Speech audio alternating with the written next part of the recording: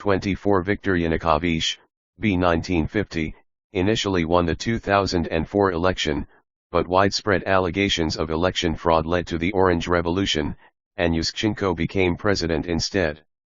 He was elected in 2010, but was overthrown by the Euromaidan revolution in February 2014 following his announcement of his plan to abandon integration with the EU in favor of closer economic relations with the CIS-Ed 25. Viktor Yushchenko, b. 1954, was president of Ukraine from 2005 until 2010. Following an assassination attempt which nearly killed him, he was brought to power following the Orange Revolution. Ed 26 Yulia Tymoshenko, b. 1960, was one of the leaders of the Orange Revolution and served twice as Prime 27 Main. I Asalirkso of Nudrikerva in me. Subsequently Ed Murishkin, S. Karamirza, and S. Telegin, the export of revolution, Saakashvili, Yushchenko, Moscow, Algorithm, 2005.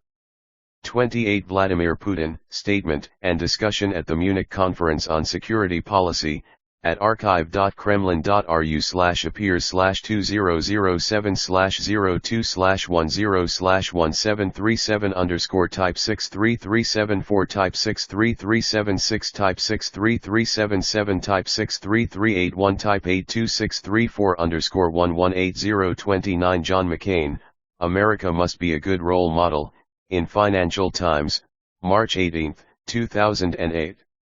30 John Perkins, Confessions of an Economic Hitman, San Francisco, Barrett Kohler Publishers, 2004.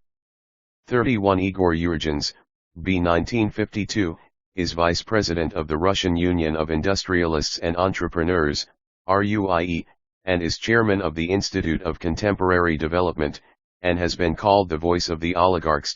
Ed 32 Yevgeny Guntmacher, b. 1953, was the Vice President of the RUIE and is currently the Deputy Director of the Institute of World Economics and International Relations at the Russian Academy of Sciences. Ed 33 www.cfr.org/us-strategy-and-politics/conversation- Dmitry Medvedev video /P1777934 Pomsty Kashoia Leperijum Sion. I.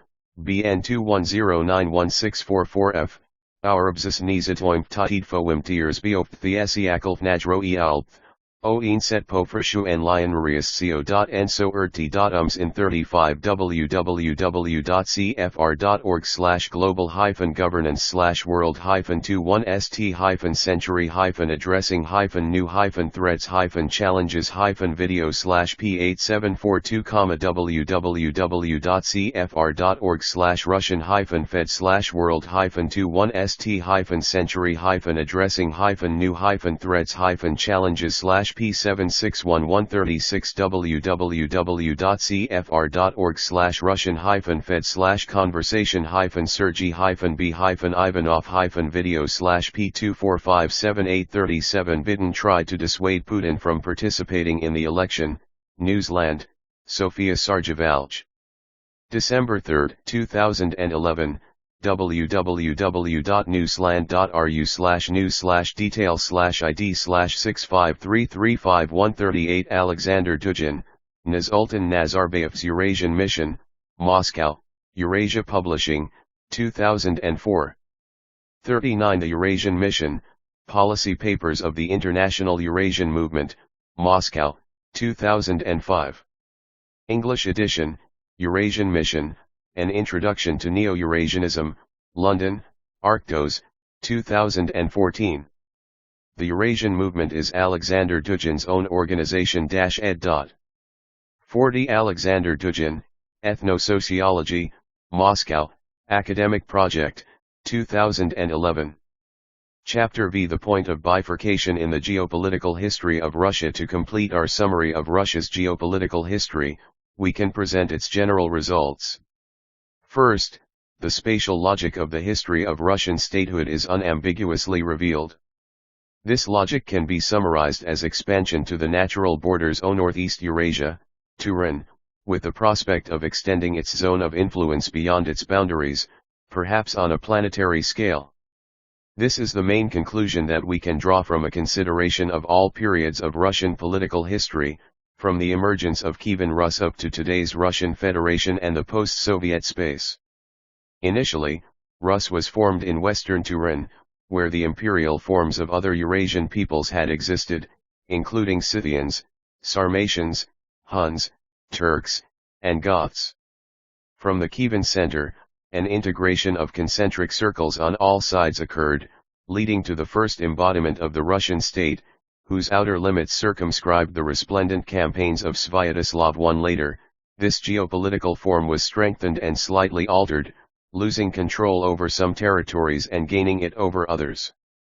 Then, this exemplary form was crushed in the Appanage Principality, Udalny Kniejestvo, and a wearisome fight for the throne of the Grand Duchy of Moscow too began, in the course of which there gradually took shape two poles of attraction, the eastern, the Rostov-Suzdal, later the Vladimir-Suzdal, Principality, and the western, Galicia and Volhynia. After the Mongolian conquests, Rus lost its independence and represented mostly the eastern part, where the Grand Duchy throne was fixed. On the other hand, integration with the Golden Horde put Rus in the gigantic and genuinely continental Turanic Empire, the civilization of land in all its geopolitical and sociological dimensions. If Turanic influence was previously spread through the eastern Slavic tribes, now the experience of Turanic statehood was grafted onto the political organism that had formed and was capable of learning the lesson of the Eurasian Empire and becoming a new imperial center. Western Rus was drawn into the orbit of the Grand Duchy of Lithuania, and this three predintatum if nifet dienst factine, et saprik iovald lyre rate fatikto lilak percivus kshenhio norad fed 1, M38U5S. Kavite Rus began the slow path not only to re-establish the Kievan state, but also to integrate all Turan, which had been embodied in a new and this time Russian version of integrated Eurasia, around her core, the continental heartland. From now on, Russian geopolitical history finally sets upon the path of a Eurasian vector and a completed teleurocracy, and proceeds toward the establishment of a world-scale civilization o land. In all the following stages, from the 15th century to the end of the 20th century, Rus continued its spiral expansion across the continent's natural borders. Sometimes the territory of Rus contracted for a short period, but only to expand again in the next stage. Thus beat the geopolitical heart of the heartland, pushing its power, its population, its troops, and other forms of influence to the outer edges of Eurasia, all the way to the coastal zone, Rimland. The living, beating, and growing heart of the world's land-based empire predetermines Russia's path toward the establishment of a world power and one of the two global poles of the world. Under various ideologies and political systems, Russia moved toward world dominance, having firmly embarked on the path of establishing control over Eurasia from within and from the position of the center of the inner continent.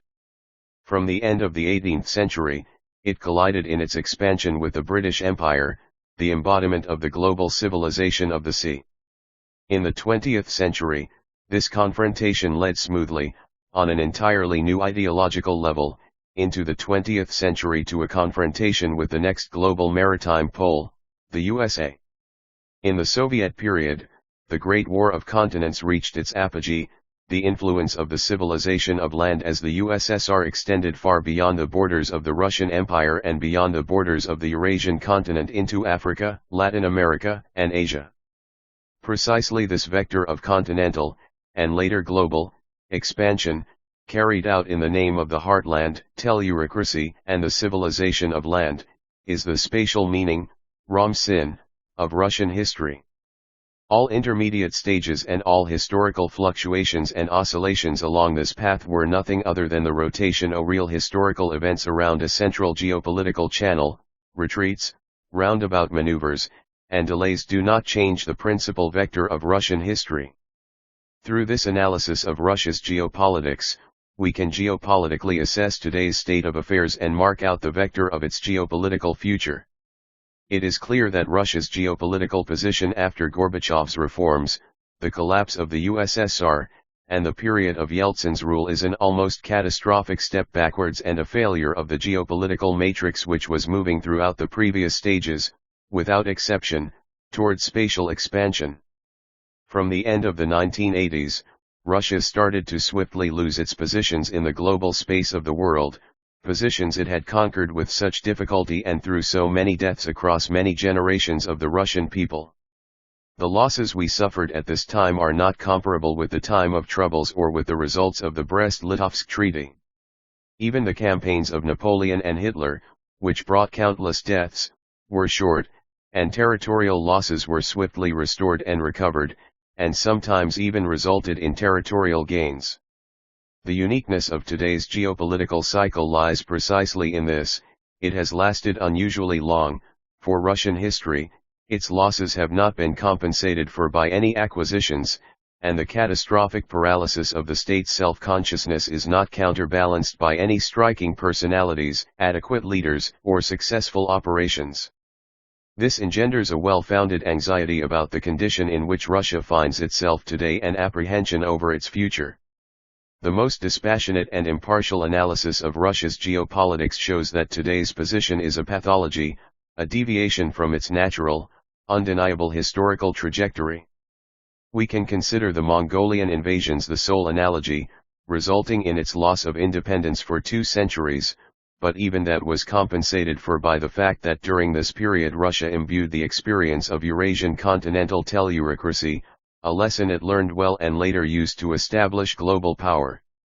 It is amazing how Gorbachev and his circle incompetently lost the Cold War, not to mention how the naive, not to say half-witted, reformers of the Yeltsin period were gladdened by the collapse of the USSR and the desovereignization of Russia, even allowing the establishment of foreign, Atlanticist control over the country, particularly if we compare this to the steady growth of territorial increases that occurred in the times of practically all the czars without exception, and in all the cycles of the Soviet era.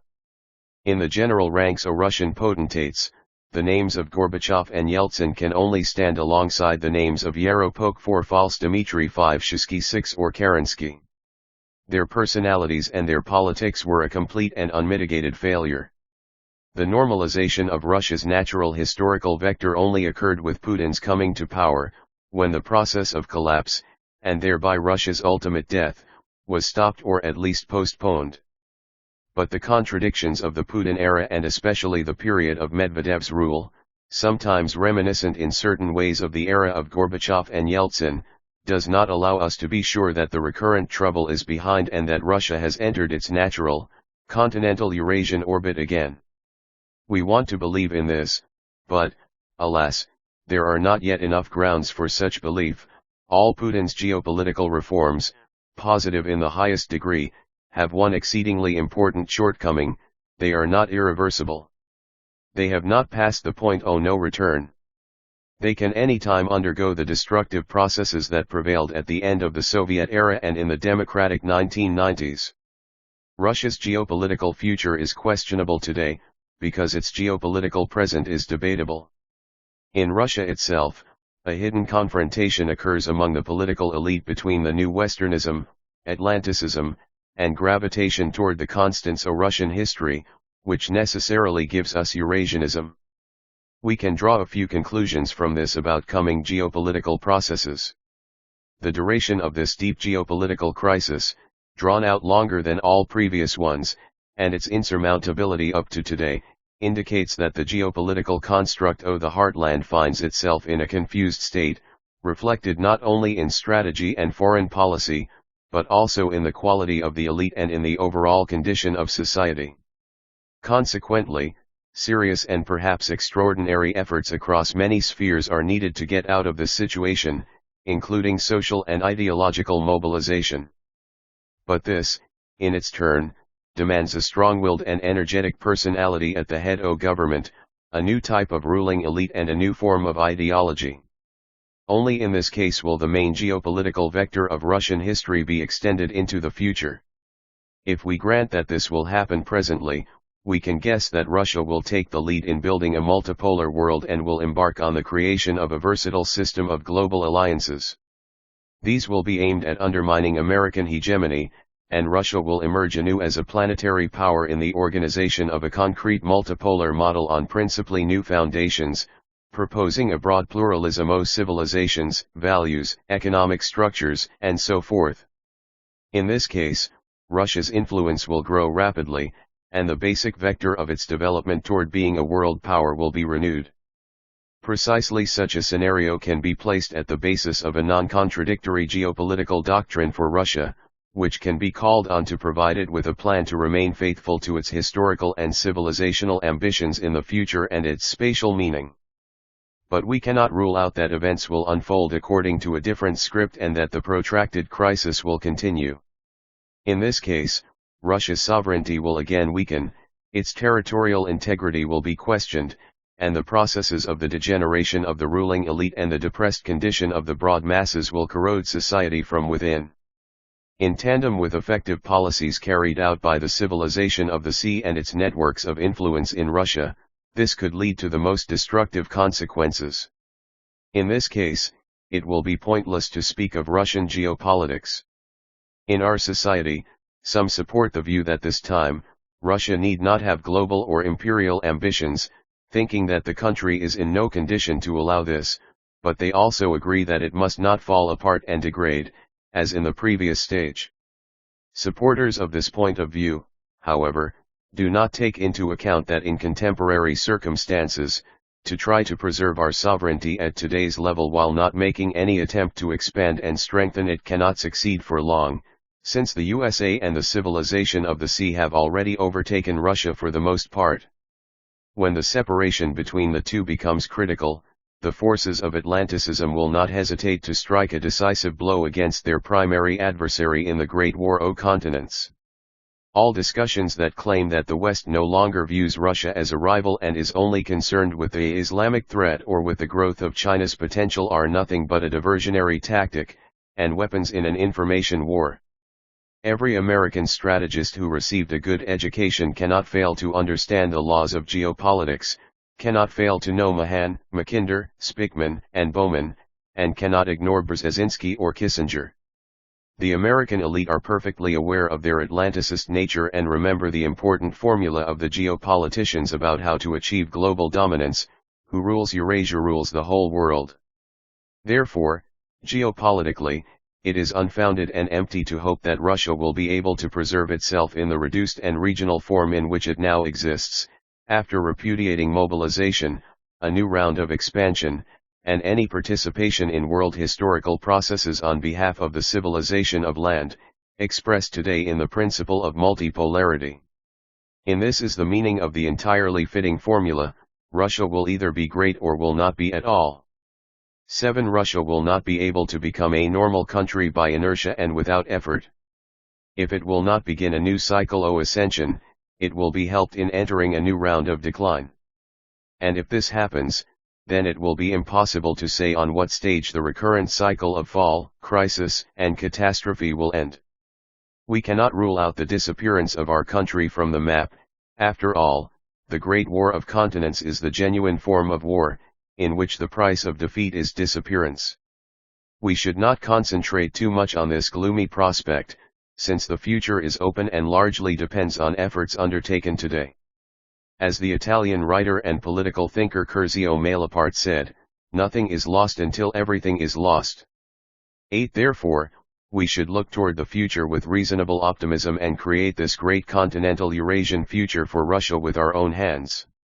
Once Sviatoslav I was the Grand Prince of Kiev from 945 until 972, who conquered wide swaths of land and defeated several rival kingdoms in the Slavic territories. Ed 2. The Grand Duchy of Moscow was established in 1283 and lasted until 1587, being the predecessor of the Tsardom of Russia. Ed 3. The Krevsk Union brought about the unification of the Grand Duchy of Lithuania with the Kingdom of Poland. Ed 4. Yaropolk Izyaslavic was the King of Rus from 1076 and 1078. He was accused of negligence and the people of Kiev revolted against him when he was a prince. Ed 5. False Dmitry is the name applied to a number of pretenders to the throne of Russia during the time of troubles, who claimed to be descendants of Ivan the Terrible. Ed 6. Princes Ivan and Andrei Shishky ruled Rus during Ivan the Terrible's youth. They were regarded as arrogant and incompetent rulers. Andriy was eventually thrown into a cell with hungry dogs, which devoured him. Ed 7 Alexander Dugin, Russian Thing, Moscow, Arktogaya, 2001. Putin also reportedly said this at a conference on Ukrainian integration into the CIS in 2003. Ed. 8 This is a paraphrase of a statement that occurs in Malaparte's book, Coup d'etat, The Technique of Revolution, New York, E.P. Dutton, 1932. Ed Other books published by Arktos Sri Dharma Pravartakacharya The Dharma Manifesto Alain de Benoist Beyond Human Rights Carl Schmitt Today Manifesto for a European Renaissance on the Brink of the Abyss The Problem of Democracy Arthur Moeller van den Broek Germany's Third Empire Carrie Bolton Revolution from Above Alexander Dugin Eurasian Mission, and Introduction to Neo-Eurasianism The Fourth Political Theory Putin vs Putin Konrad Elst Return of the Swastika Julius Evola Fascism Viewed from the Right Metaphysics of War Notes on the Third Reich The Path of Cinnabar Guillaume Fay Archaeofuturism Convergence of Catastrophes Sex and Deviance Why We Fight Daniel S. Forrest's Suprahumanism Andrew Fraser The Wasp Question Generation Identitaire We Are a Generation Identity Paul Gottfried War and Democracy Other books published by Arktos Porus HOMI Habwala The Saga of the Aryan Race Rachel Haywire The New Reaction Lars Holger Holm Hiding in Broad Daylight Homo Maximus The Isles of Afrasiab Alexander Jacob de Naturi Natura Pierre Krebs Fighting for the Essence Penti Linkala Can Life Prevail? H.P. Lovecraft The Conservative Brian Patrick The NRA and the Media Rise of the Anti-Media The Ten Commandments of Propaganda Zombologi Tito Purdue Morning Crafts Rado A Handbook of Traditional Living Stephen J. Rosen The Agni and the Ecstasy The Jedi in the Lotus Richard Rudgley Barbarians Essential Substances Wildest Dreams Ernst von Salomon It Cannot Be Stormed The Outlaws Troy Southgate Tradition and Revolution Other books published by Arktos Oswald Spengler Man and Technics Tomislav Sunik Against Democracy and Equality Abir Taha Defining Terrorism, The End of Double Standards Nietzsche's Coming God, or The Redemption of the Divine Verses of Light Bal Gangadhar Tilak The Arctic Home in the Vedas Marcus Willinger A Europe of Nations Generation Identity David J. Wingfield, ed. The Initiate, Journal of Traditional Studies.